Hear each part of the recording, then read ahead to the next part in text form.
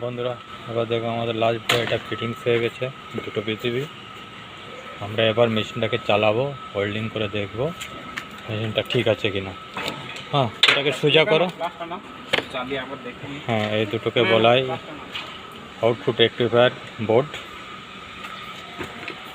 এটা হিটসিং, এটা main transformer, এটা চোক কয়েল ডিসিএল। এটাকে সোজা করো।